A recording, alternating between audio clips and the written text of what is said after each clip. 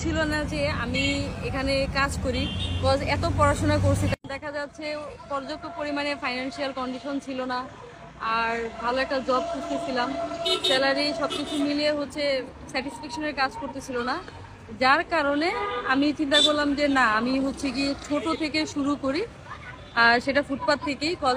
আমার কাছে ফিল হয় যে চাকরির পিছনে না ছুটে নিজেই যদি কিছু করতে পারি, সেক্ষেত্রে নিজেকে এস্টাবলিশ করা যাবে বা আমি হচ্ছে আমার শখগুলো পূরণ করতে পারবো। এখানে কাজ করি, বিকজ এত পড়াশোনা করছি, তারা যাচ্ছিল আমি সরকারি চাকরি করি, কিন্তু কাজ করতেছিল। তো আমি চিন্তা করলাম যে না, ঠিক আছে, আমি বিজনেসই করব। তখন আমি ফ্যামিলিকে শেয়ার করি, ফাইন্যান্সিয়াল কন্ডিশন একটা সাপোর্ট পাইনি, ইভেন তারা চাচ্ছিল না আমি করি।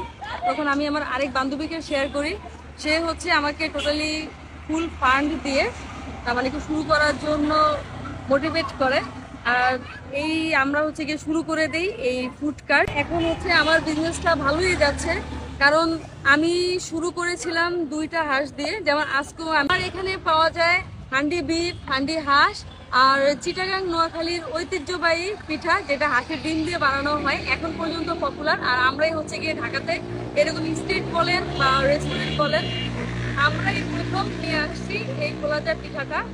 আপাতত হ্যাঁ, খোলাজা পিঠা, অনেকে পাতলা চিতই বলে, তবে এটা হচ্ছে চিটাগাং নোয়াখালী ফেনীর দিকেই হচ্ছে খুবই পপুলার। আর আমার এখানে ওই দিকের কাস্টমাররা খুবই আসে জাস্ট ফর এই খোলাজা পিঠাটার জন্য, মানে এত জনপ্রিয় তাদের কাছে এই পিঠাটা। হাঁসের প্লেট হচ্ছে 230 টাকা করে, 4 পিস থাকে, 1 পিস রসুন থাকে, আর আমরা হচ্ছে সরিষার তেল দিয়ে রান্না করি। আর যেটা বিফ হচ্ছে 5 পিস থাকে, 1 পিস রসুন থাকে, মাঝে মধ্যে 6 পিসও থাকে, এটা হচ্ছে 220 টাকা করে।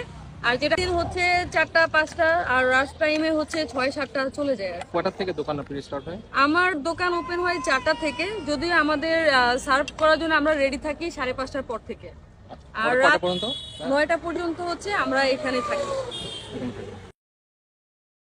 প্রথম দিকে আব্বা আম্মা টোটালি হচ্ছে দ্বিমত ছিল, তারা চাচ্ছিল না যে আমি এখানে কাজ করি, এত পড়াশোনা করছি।